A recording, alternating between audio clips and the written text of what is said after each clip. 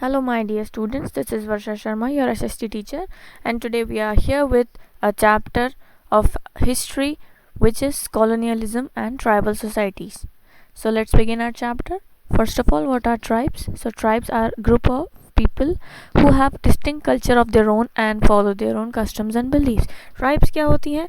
ये ऐसे ग्रुप्स होते हैं लोगों के जो कि जिनका कल्चर एक अलग होता है बिल्कुल, और वो अपने खुद के कस्टम्स और बिलीव्स को फॉलो करते हैं. अब ट्राइबल काफ़ी सारे जगह हैं हमारी इंडिया में जहाँ पर ट्राइबल पीपल रहते हैं, जिनको आदिवासीज भी कहा जाता है. हमारे पूरे इंडिया में अलग अलग जगहों पर अलग अलग तरह के ट्राइबल ग्रुप्स फैले हुए हैं. They mostly live in remote locations, बहुत दूर की लोकेशंस में रहते हैं जो कि नॉर्मल सोसाइटी से काफ़ी आइसोलेटेड होती है, अलग होती हैं, दूर होती हैं, हटके होती हैं. ठीक है. People belonging to same tribe share common ties of kinship. जो लोग सेम ट्राइब के होते हैं वो कॉमन चीज़ें शेयर करते हैं, उनकी जो एक्टिविटीज़ हैं, उनकी जो कल्चर है वो सेम होता है, प्लस उनकी जो वर्किंग होती है वो सेम होती है, वर्किंग स्टाइल सेम होती है, उनका ऑक्यूपेशन सेम होता है. ये जो ट्राइब्स होती हैं उनमें सोशल डिविजन्स नहीं होते नॉर्मल जो हम सोसाइटी में देखते हैं, उस तरह से शार्प सोशल डिविजन्स नहीं होते. But this does not mean that they are not social, non social and economic differences among the tribals. मतलब इसका मतलब ये नहीं है कि उनमें कोई भी सोशल इकोनॉमिक डिफरेंसेस नहीं है. ट्राइब्स में भी अलग अलग डिफरेंसेस हैं. जो ट्राइब्स हमारी कंट्री के अलग अलग पार्ट्स में रहती हैं, they are involve in number of activities such as hunting and gathering, herding and rearing.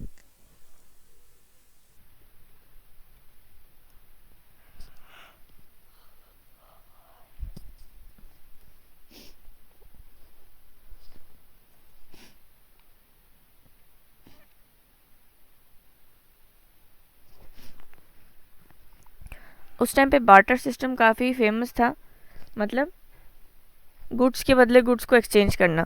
तो they also use to exchange goods in order to get what they needed in return. अपनी forest produce के exchange में वो goods को exchange करते थे. कई बार वो गुड्स जो थे वो कुछ मनी के थ्रू भी ले लेते थे. Sometimes they use to bought goods with the little money which they had earned by doing various odd jobs in the villages, such as building roads or carrying goods or helping out peasants and farmers in their fields. मतलब कि कुछ कई बार ऐसा होता था कि ये जो ट्राइबल पीपल थे ये विलेजेस में जाके लोगों की हेल्प करते थे, उनके लिए वर्क करते थे और मनी अर्न करते थे. तो उस मनी को भी ये यूज़ कर लेते थे कई बार गुड्स को परचेज करने में.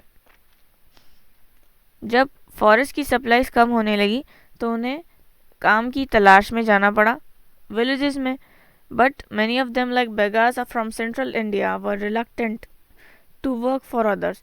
अब जैसे कि बेगास थे सेंट्रल इंडिया के, उन्होंने मना कर दिया उन्होंने कि हम दूसरों के लिए वर्क नहीं करें. उनको ये अपनी डिग्निटी लो होना लगा.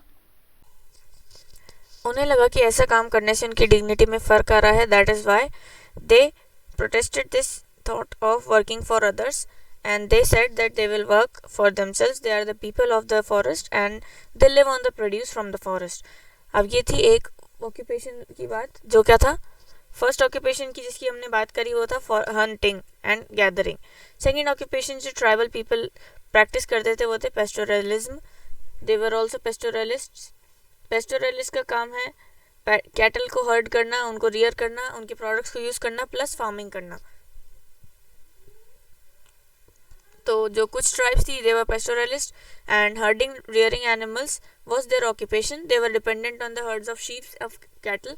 वो हर्ड्स पे डिपेंड करते थे, कैटल पे डिपेंड करते थे अपनी लिविंग के लिए. उनके प्रोडक्ट्स को यूज़ करते थे और उनके प्रोडक्ट्स को सप्लाई किया जाता था. जब फूड की सप्लाई उनके एनिमल्स के लिए कम होने लगी, उस एक होने लग जाती थी एक एरिया में, तो वो दूसरे एरिया में मूव करने लग जाते थे. Van Gujjars of Punjab hills and the Labadis of Andhra Pradesh herded cattle. अब ये दो फेमस ट्राइब्स थी जो ये ऑक्यूपेशन प्रैक्टिस करती थी, वन गुजर्स एंड लाबाडीज. वन गुजर्स पंजाब हिल्स से बिलोंग करते थे और लाबाडीज आंध्र प्रदेश से बिलोंग करते थे. The Gaddis of Kullu were sheep herders, shepherds and Bakarwals of Kashmir were goat herds. तो ये दो तरह की ट्राइब्स की और बात की गई है, गड्डीज ऑफ कुल्लू जो कि शेफर्ड्स थे, और बकरवाल्स जो थे कश्मीर के, वो थे गोट herders. The tribals living in hilly and forested regions of central and northeast India practiced shifting cultivation. अब थर्ड जो ऑक्यूपेशन इन्होंने प्रैक्टिस किया वो था शिफ्टिंग कल्टीवेशन. जो ट्राइबल पीपल फॉरेस्टेड रीजन्स में रहते थे सेंट्रल और नॉर्थ ईस्ट इंडिया के, उन्होंने शिफ्टिंग कल्टीवेशन करना स्टार्ट कर दिया. शिफ्टिंग कल्टीवेशन को झूम कल्टीवेशन भी कहा जाता है, इसको स्लैश एंड बर्न कल्टीवेशन भी कहा जाता है. तो इस कल्टीवेशन में क्या होता है, एक स्मॉल पैच ऑफ लैंड को लिया जाता है, वहाँ की जो जितना भी कल्टीवेशन है उस लैंड पे उसे काट कर बर्न कर दिया जाता है. बर्न करने से वहाँ पर क्या होता है, बर्न करने से जो सॉइल है उसमें वो एशेस मिक्स हो जाती है. ऐश में प्रेजेंट होता है पोटैश जो कि सॉइल को करता है fertile. So potash is helpful in making the soil fertile. Then the seeds are scattered over the land. मतलब सीड्स को सो नहीं किया जाता प्रॉपरली, उसमें बीज को बोया नहीं जाता, डायरेक्टली स्प्रेड कर दिया जाता है पूरे लैंड पे सीड्स को. And instead of being sown और ploughed they are just spread over the land. This land was cultivated for some time. अब इस लैंड को कुछ समय के लिए कल्टिवेट किया जाता है.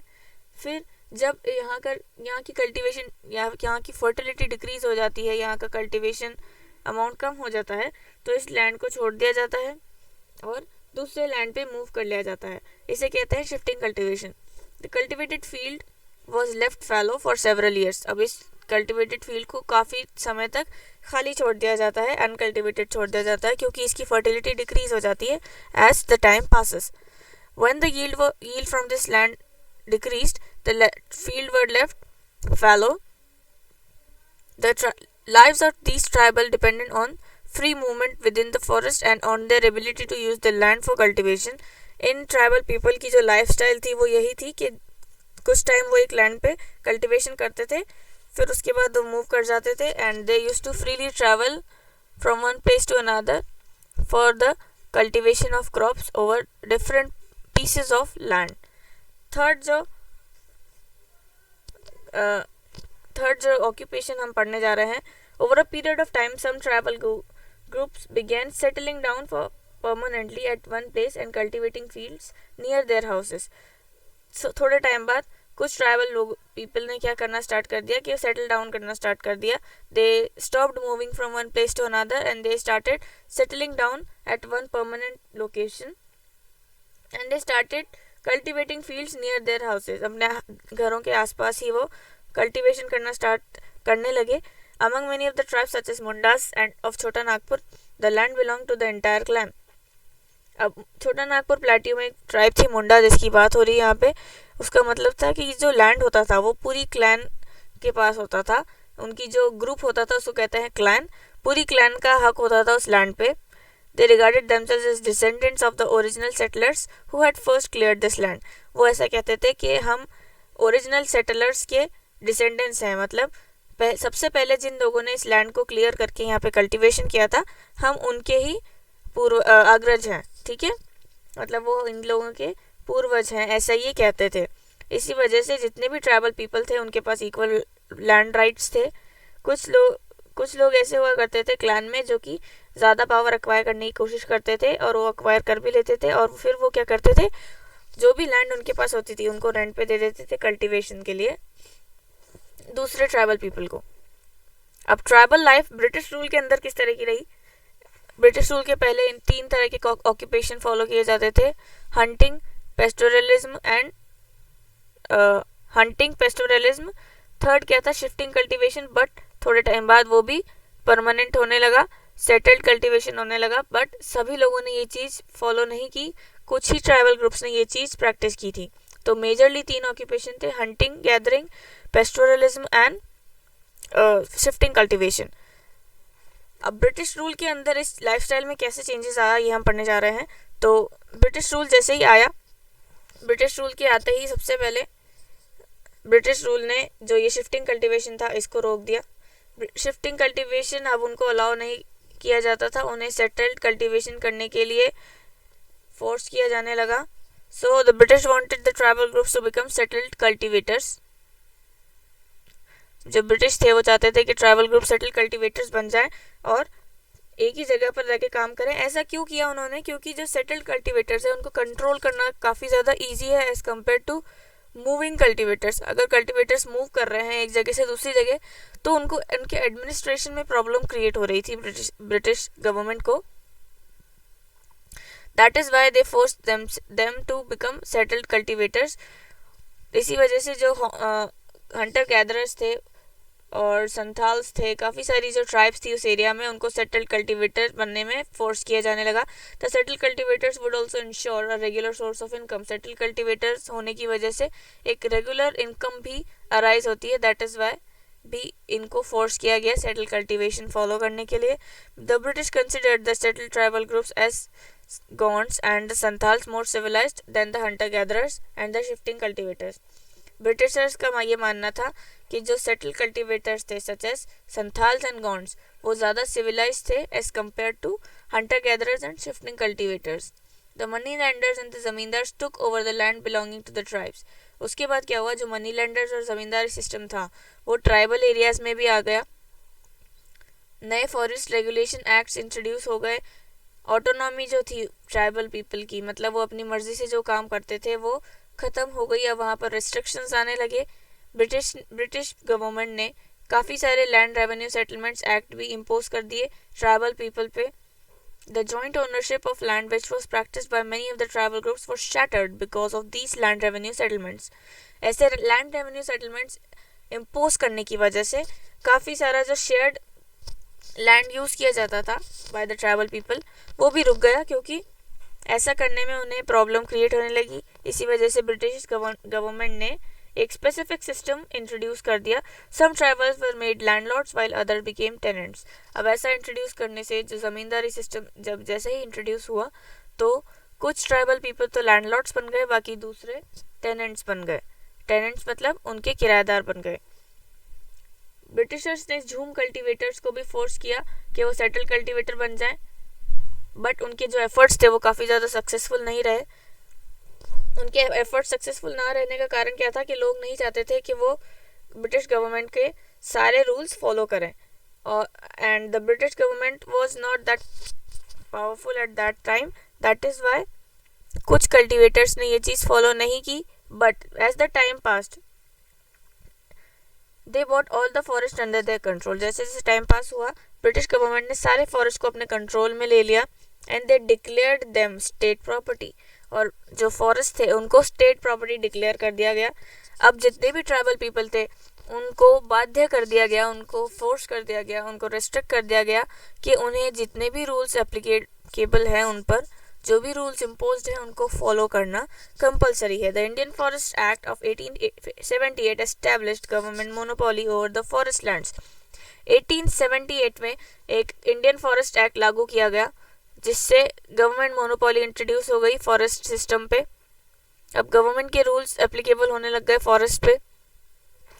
जितने भी ट्राइबल पीपल थे फॉरेस्ट में, they could not move freely in these forests. They did not have permission to collect forest produce, hunt animals और practice झूम कल्टीवेशन। झूम कल्टीवेशन पे रोक इसलिए लगाई गई क्योंकि उसके लिए लैंड को क्लियर करना पड़ता था और काफ़ी सारे फॉरेस्ट डिस्ट्रॉय हो जाते थे, जिससे ब्रिटिश गवर्नमेंट को नुकसान हो जाता था। क्योंकि अगर कहीं से फॉरेस्ट डिस्ट्रॉय हो रहा है और डिस्ट्रॉय होने की वजह से वहाँ की जो प्रोड्यूस है वो भी डिस्ट्रॉय हो रही है, और वो प्रोड्यूस को यूज़ किया जाता था by the British government to sell outside of our country. That is why इन्होंने उस चीज़ को कंट्रोल में लाने के लिए झूम कल्टीवेशन, हंटर गैदरर्स, ये जो सारे मूविंग ऑक्यूपेशंस थे इन पर रोक लगा दी। Forest law greatly affected the tribals who were dependent on the forest. जो फॉरेस्ट लॉ था, ये जो एक्ट इंट्रोड्यूस हुआ इंडियन फॉरेस्ट एक्ट ऑफ 1878, इसकी वजह से जो काफ़ी सारे लोग जो सिर्फ फॉरेस्ट पे डिपेंड करते थे उनकी लाइफस्टाइल पे काफ़ी ज़्यादा इफेक्ट आया। The British soon realise that after preventing the tribal from living in the forest, the British would find it difficult to get laborers to cut trees from railway sleepers and to transport logs. अब जैसे ही ये act introduce किया गया तो British government को realise हुआ कि ऐसा करने से, ट्राइबल पीपल को रेस्ट्रिक्ट करने से एक नुकसान हो रहा है कि उन्हें जो लकड़ी की ज़रूरत पड़ती थी रेलवे लाइंस बिछाने के लिए लकड़ी की ज़रूरत पड़ती है। दोनों एंगल्स के बीच में एक लकड़ी का प्लैंक लगाया जाता है। तो उस वुड के लिए इनको लेबरर्स की ज़रूरत थी, प्लस ट्रीज कट करने की भी ज़रूरत थी ताकि जगह क्लियर की जा सके। That is Y British government ने झूम कल्टीवेटर्स जो थे उनको यूज़ किया। किस तरह से यूज़ किया? झूम कल्टीवेटर्स को बोला गया कि आप छोटे लैंड पैचेस पे वर्क कर सकते हो, बट कल्टीवेट करने की एक कंडीशन रखी गई that they would provide labour services to the forest department. उनको बोला गया कि आप अपने छोटे से लैंड एरिया पे कल्टीवेशन कर सकते हो, बट आपको लेबर प्रोवाइड करना पड़ेगा ब्रिटिश गवर्नमेंट को, फॉरेस्ट डिपार्टमेंट को। जब भी उन्हें ज़रूरत पड़े फॉरेस्ट में वुड काटने की तो उनको हेल्प करनी पड़ेगी। कुछ ट्राइबल जो ग्रुप्स थे they often reacted by protesting against these forest laws. कुछ ट्राइबल ग्रुप्स ने तो प्रोटेस्ट करा इन लॉज के अगेंस्ट। प्रोटेस्ट कैसे किया गया? दे वो डिसोबे कर देते थे वो इन लॉज को, और अपनी यूजुअल एक्टिविटीज कंटिन्यू करने लग जाते थे, जो कि ऐसा करने से ब्रिटिशर्स ने इन एक्टिविटीज को इलीगल डिक्लेयर कर दिया। जो मेन प्रोटेस्टर्स थे वो थे Baigas and hill Reddis and the bison horn Murias. They continued with their hunting rituals defying the laws. अपने जो भी लॉज एप्लीकेबल थे उनको डिफाई करते हुए, उनको तोड़ते हुए बेगास, हिल रेड्डीज और बाइसन हॉर्न मोरियाज ने अपना हंटिंग का काम जारी रखा। At times they rose in open rebellion. कई बार तो वो ओपन रिबेल कर जाते थे in front of the whole British government. The Songram Sangma revolt of 1906 in Assam and the forest satyagraha of 1930s in the central provinces are some examples. ये देखिए the Songram Sangma revolt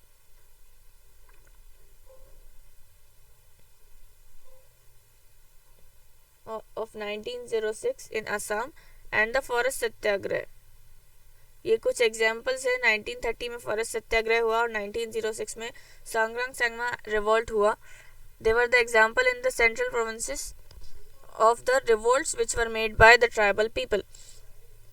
जो tribal people थे वो काफ़ी ज़्यादा self sufficient लोग थे, उनको किसी चीज़ की ज़रूरत नहीं थी, बट ब्रिटिश गवर्नमेंट ने आकर उन पर रूल्स इम्पोज कर दिए। आउटसाइडर्स ने आकर उन पर रूल्स इम्पोज कर दिए, जिस वजह से उन्हें अपने डेली लाइफस्टाइल में प्रॉब्लम अराइज होने लगी।